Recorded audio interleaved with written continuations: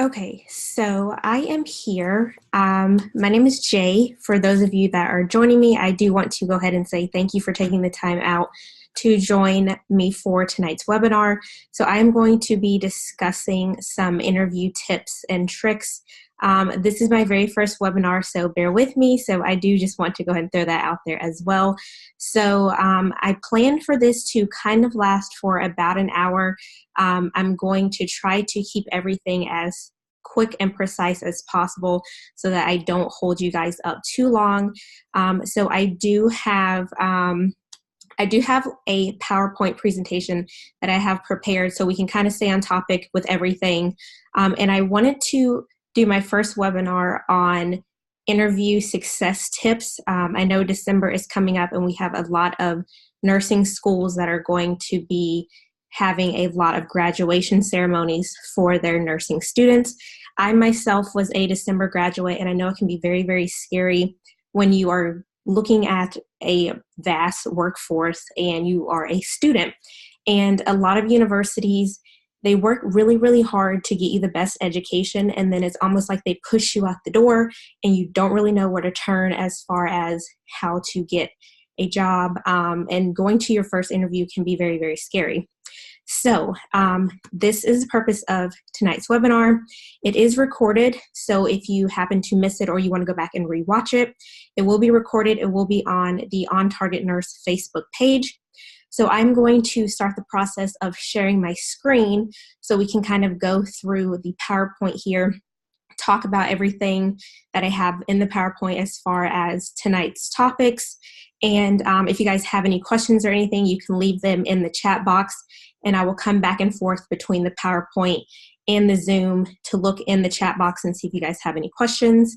So I'm going to start sharing my screen with you guys so I can get into the PowerPoint. So we're going to go here. And I'm just going to start from the beginning. So tonight's webinar, is, like I said, is going to be on interview success tips. My name is Jay Quinn. Like I said, if you guys don't already kind of know who I am, I did want to put a little background into the PowerPoint for those of you that might be new to finding out about my channel or my Instagram or anything like that. So I am a graduate from the University of South Carolina. And I had my first nursing position within the medical ICU as a new grad at the Mayo Clinic. Let's see.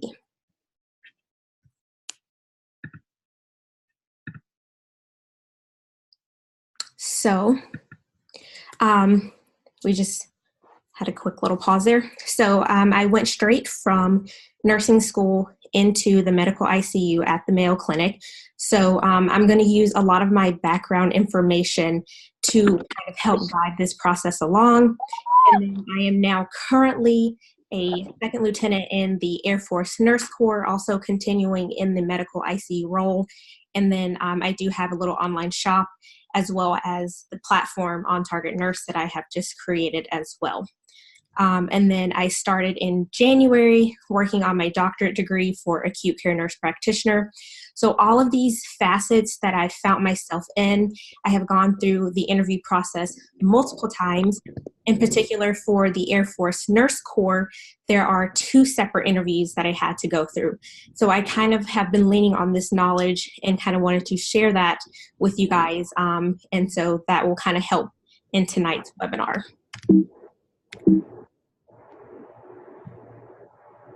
And because this is recorded, if you guys don't mind just making sure you're muted, just so if anybody wants to go back and watch this, that there is no feedback.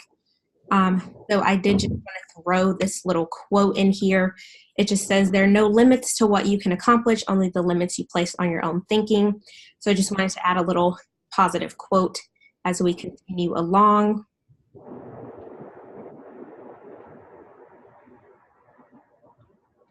Okay, so the thing that you want to remember most when it comes to whether you're finding a new job for the first time, whether you're looking down the road, you know, whether you're a professional nurse and you're wanting to change into a different position or anything, there's always a pre-application process that you want to start with. You don't just want to go out there and wing anything.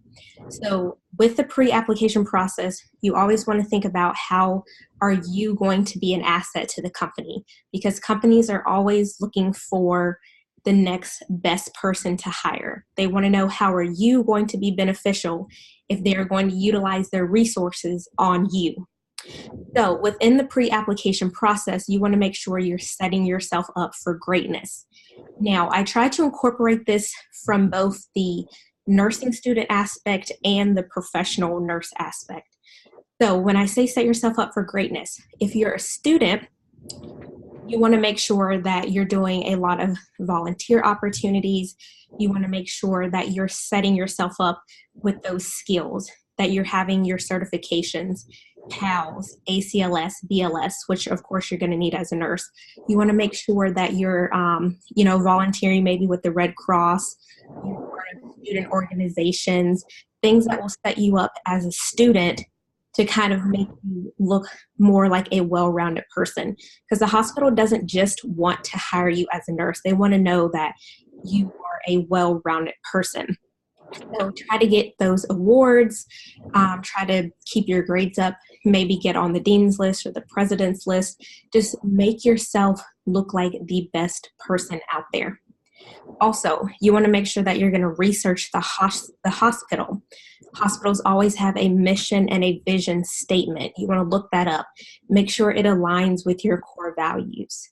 Make sure whatever unit you're applying to, you kind of get a little background about that unit. If it's going to be like an ICU or a med-surg unit or a labor and delivery unit, know ahead of time kind of the patient population that you're going to be dealing with.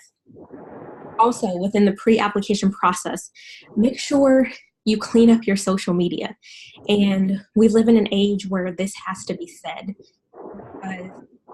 Employers will run your name in a Google search. They'll run your name in these fancy programs with fancy algorithms. And if there's anything out there about you, it will pop up.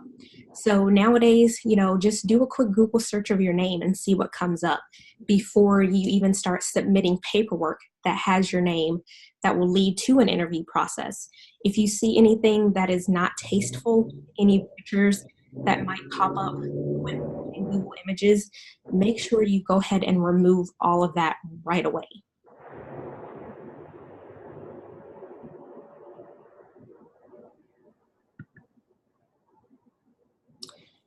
So then you want to make sure that you start working on the resume, because we all know the resume is the highlight of the interview process. The resume is basically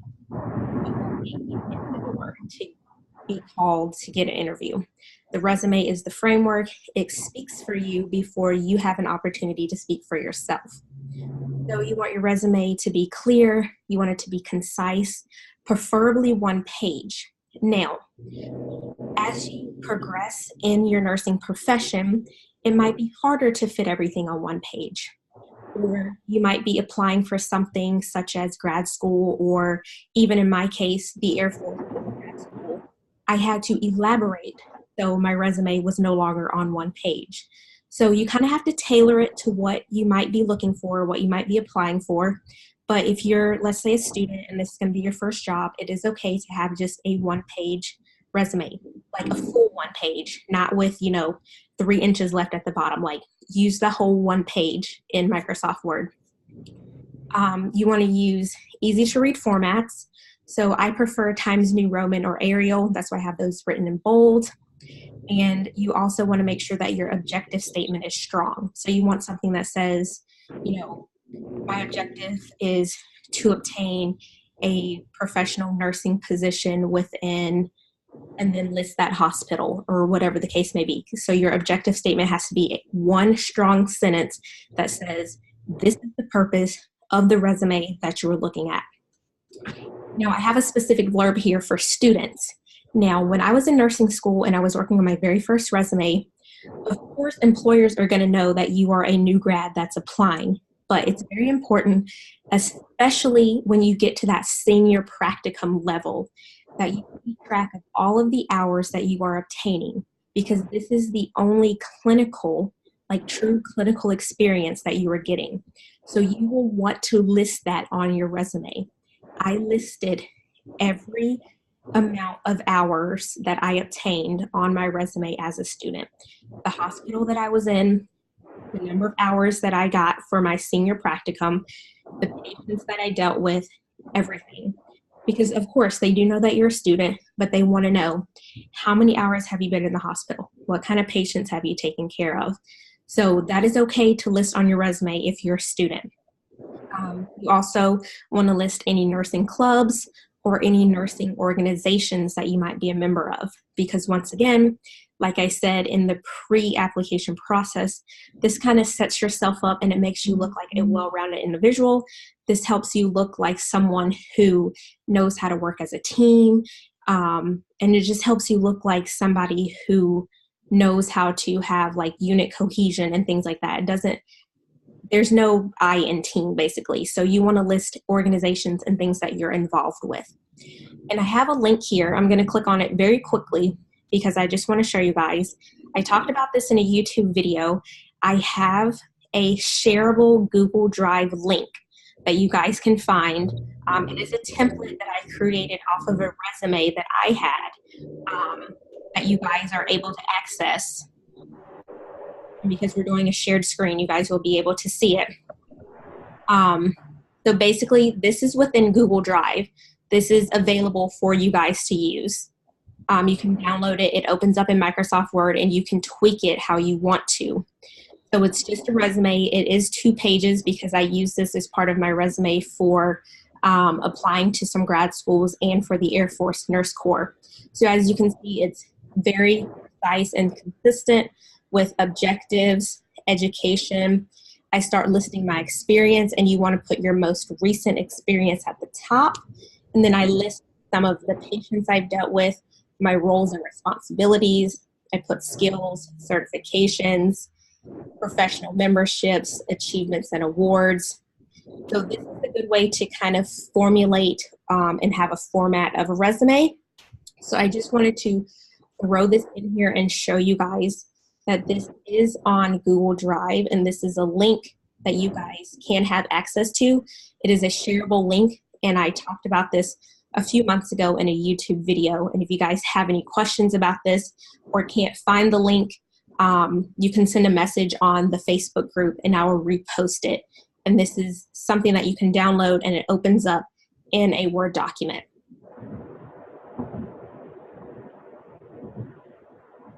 So once you've got your resume and everything formatted,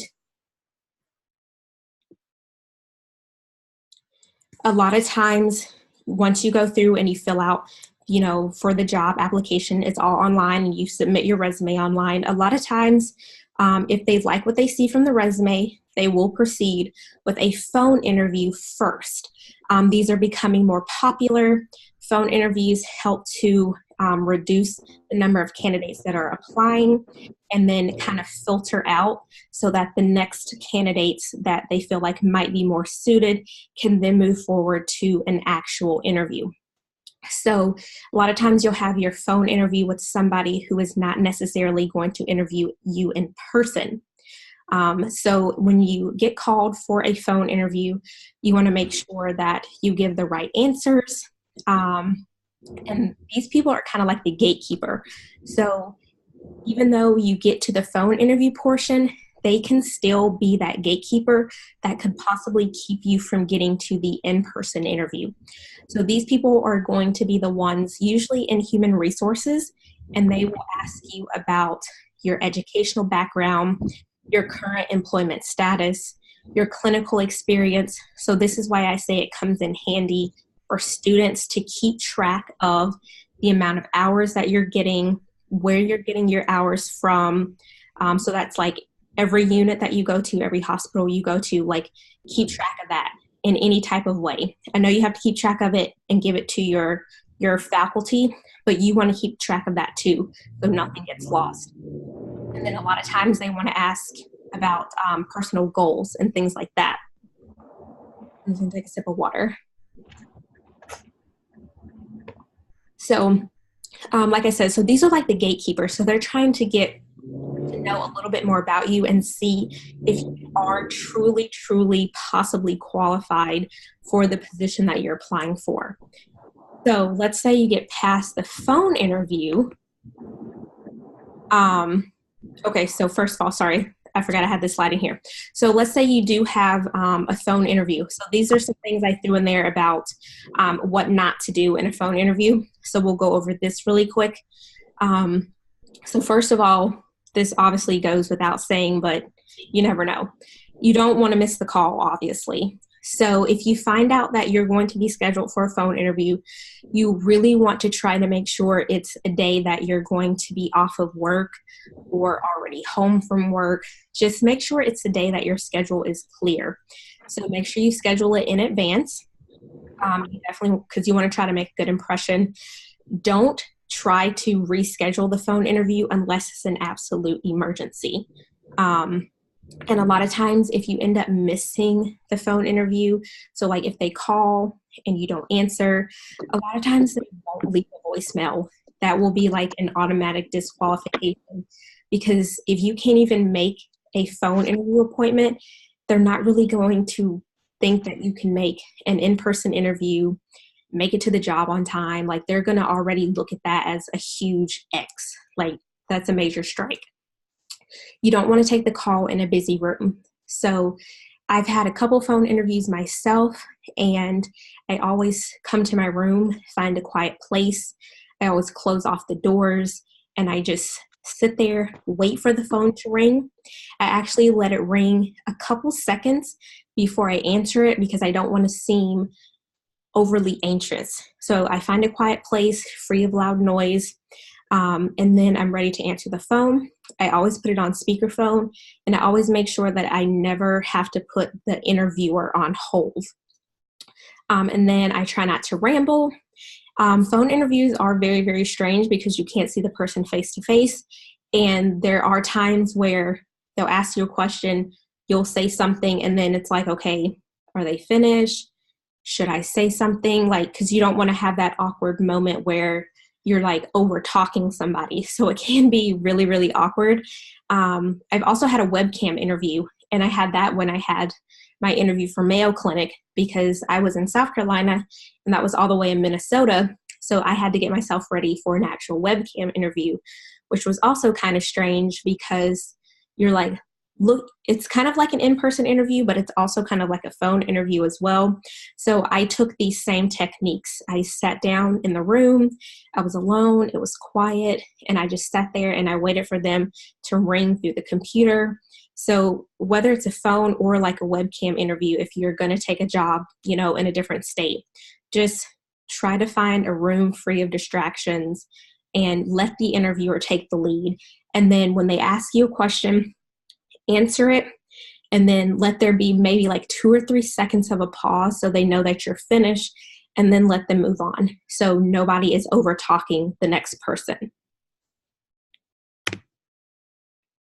Okay, so then from that point, if they contact you and they want to move forward with an actual in-person interview, then okay, let's figure out what's next.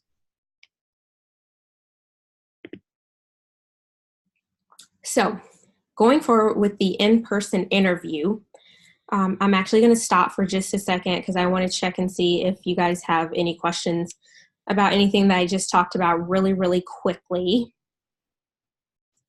So I'm just going to come back to the little chat bubble and see. I have to stop sharing my screen. Hold on.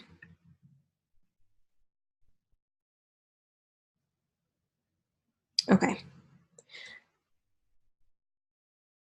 All right. So yeah, like I said, if you guys have questions, leave them in the chat. If not, I'm going to go back to sharing my screen.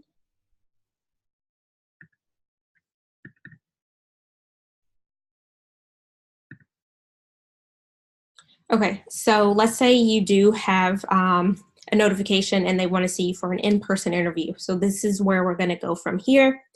So of course you want to dress professionally. You want to have like some type of pantsuit, skirt suit, something. You don't want to go in jeans.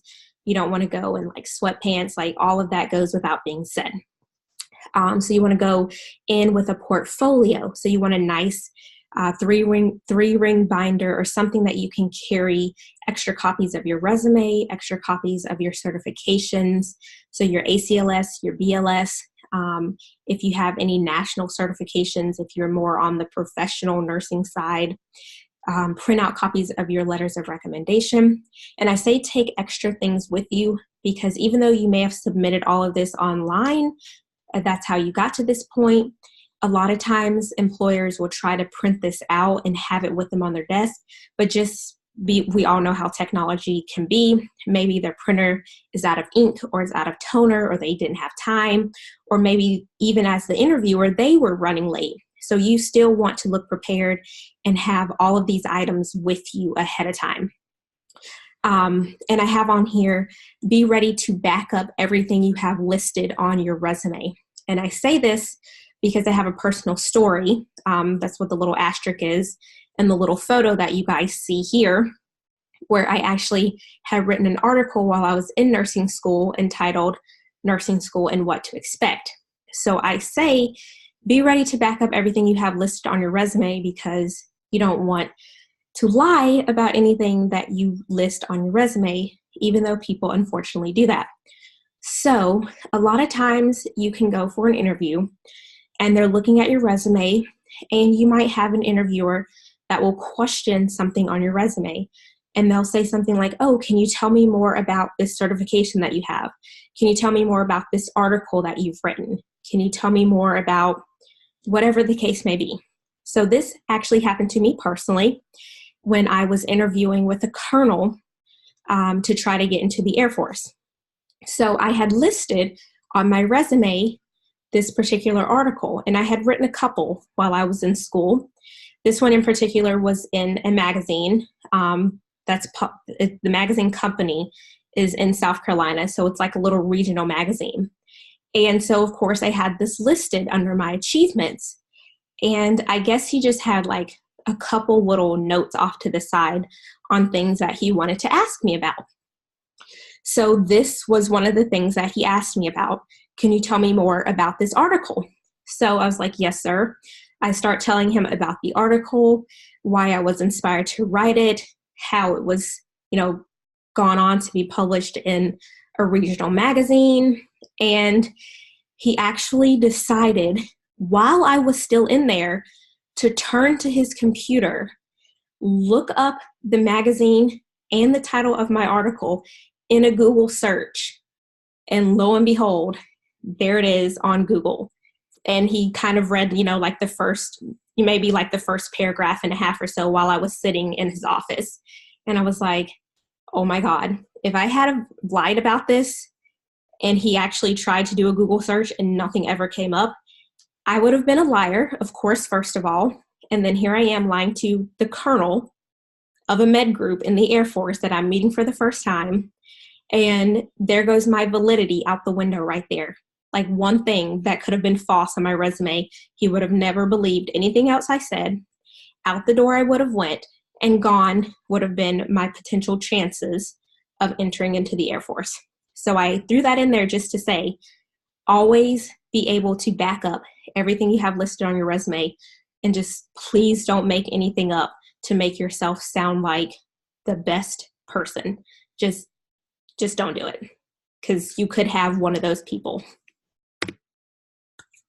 So this goes into the questions that you can be asked by your interviewer, which to me is the most important yet the most nerve-wracking part. So of course I have at the top to be prepared.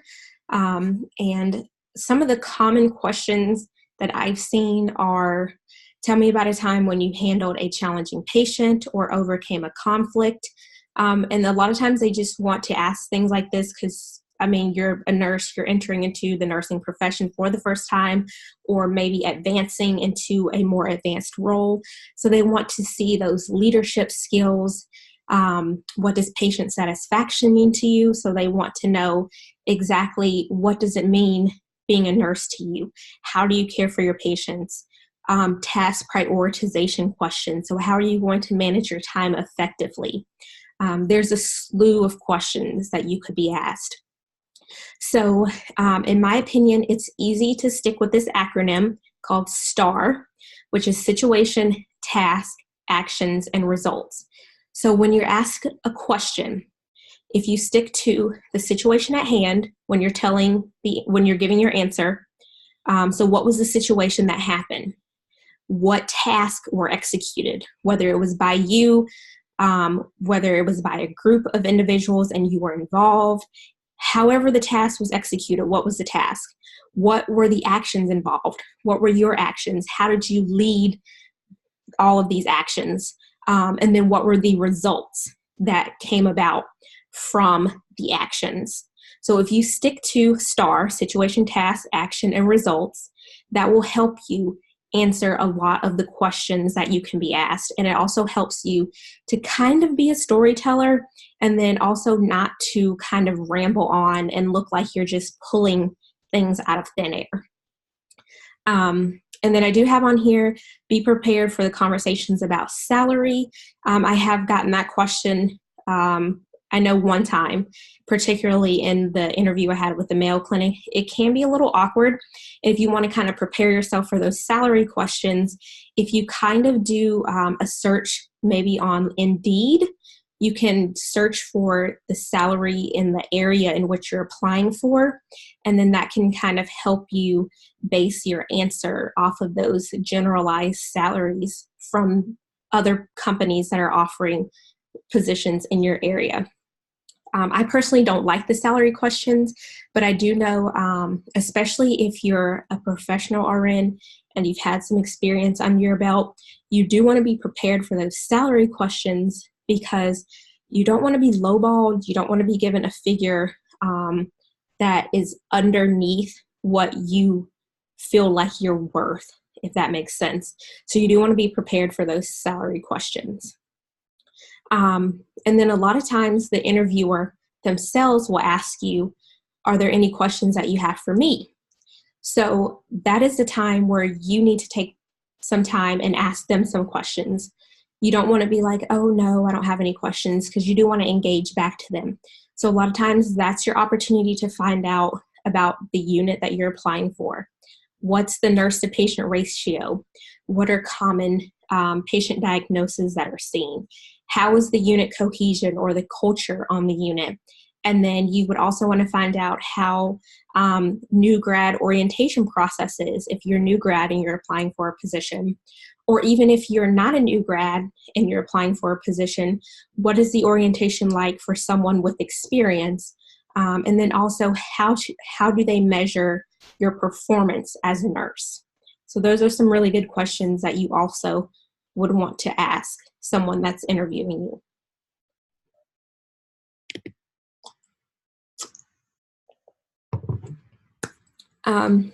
So just to kind of follow up here with the interview closure, definitely, of course, shake hands and thank the interviewer by name. A lot of times if they don't have on a badge, if they greet you at first and say, hi, my name is Claire, it's easy if you just kind of try to constantly think of their name in the back of your head throughout the whole interview, so you can thank them at the end by their first name. After the interview is over, you can send a thank you card, maybe like a day after. You can send it personally to the individual that interviewed you. If that's kind of not your thing, you can also send an email, because I'm sure you would have that person's contact number. And then if you still do not hear back from them about the role by the time they stated, because they should tell you, we have a couple more interviews, but we should be looking to hire somebody by, X amount of time or something like that. They should tell you that. So if you still don't hear back from them about the role by the time stated and you're still interested, then that's when you should follow up with them via email. Or you could also follow up via phone call. Just be very professional. Just say, hi, my name is so-and-so. We had an interview on such and such date, and I just wanted to follow up with you in regards to the open position. And then, of course, unfortunately, no one likes rejection, and that can happen sometimes. So I do have here, if unfortunately you're not chosen for the selected role, then try to use that as an opportunity to improve and further your research. If you are given an opportunity to speak with someone in human resources or the interviewer themselves, and you find out that you were not selected, then you should ask them, can you share with me why I was not selected? Or do you have any recommendations for me? Or if this was your first interview, just kind of ask them for their professional opinion. Could you contact them for professional advice? Or just kind of if they could elaborate on just what led to their decision. A lot of times they do send out automatic generated emails to the applicants that they don't select. So this might be a little harder for you if you were to get an automatic generated email that says, unfortunately you weren't selected for this position, because I don't know how often they actually send out, or I don't know how often they actually call now to tell individuals that they don't get selected. If you get a call, it's usually to tell you that you are selected for the position. But just in case you were to get a call and it was not the news that you wanted to hear, these would be some questions that you would want to quickly try to ask while you still have the person on the phone. So that is the end of the slideshow. I just tried to put together something that was pretty quick so I could kind of stay on track with some of the major topics that I wanted to talk about. And yeah, if you guys have any questions, then go ahead and leave them in the chat box, and I'm going to go ahead and exit out of the PowerPoint.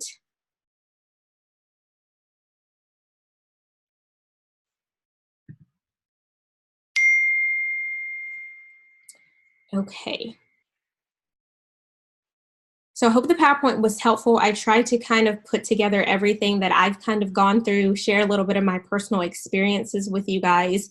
And I also didn't want it to be too long and overwhelming, because I didn't want to just stay on the PowerPoint as well. So I hope it was kind of helpful. And I tried to incorporate advice and tips, because everybody's at different stages in their life. So I tried to incorporate things for nursing students that are going to be applying for actual nursing positions for the first time, as well as tips that can help individuals that are going to be going for, maybe a change in career or applying to grad school or whatever the case may be. So I tried to kind of keep it as a generalized interview success tips kind of thing.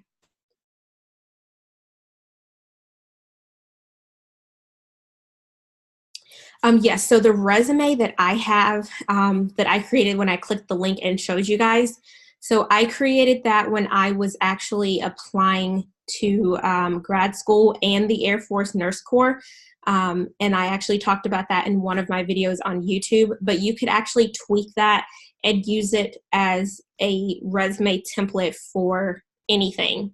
But I did use that specifically for grad school. I don't have my nursing student resume anymore. That was from a number of years ago now. But the one that I specifically showed you guys that I had the link in the PowerPoint, that was based from being a student.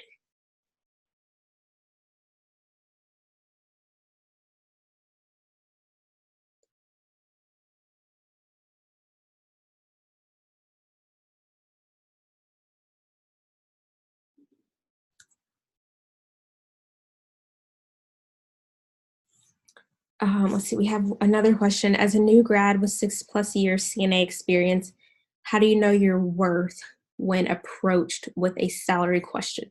Okay, so that's a good question. So like I said, the salary questions are very, very iffy. I would personally recommend, if you went on Indeed or maybe Monster or something along those lines, I would search for CNA, and I would also search for maybe even specifically, the hospital that you work at, or maybe a hospital that you have worked at before, and kind of see what positions are open and what their starting salary is if you were looking to apply for that position. And then I would go up a few extra dollars just based on the fact that you have experience. So let's say hypothetically, I was a CNA and I was working in Baltimore, Maryland. And let's say right now I was on Indeed and I was just looking around and I saw a position that was maybe $21. I'm just throwing this out here. Because I have experience, I would go up a couple extra dollars. So if I had an interview and someone brought up the salary question, I would be able to say, well, in my personal opinion, I believe, I would be more well suited, or I would like to negotiate my salary based on the fact that I do have experience. So my negotiations I would like to start at maybe $24 or something along those lines. I'd be very professional in the way that I would put it, but I would also have evidence in my back pocket as well. So I would know the price or the salary at least within my local area. And then based on the amount of experience you have, I would go up a little bit from that, if that makes sense. But yeah, I definitely would not try to sell myself short as well.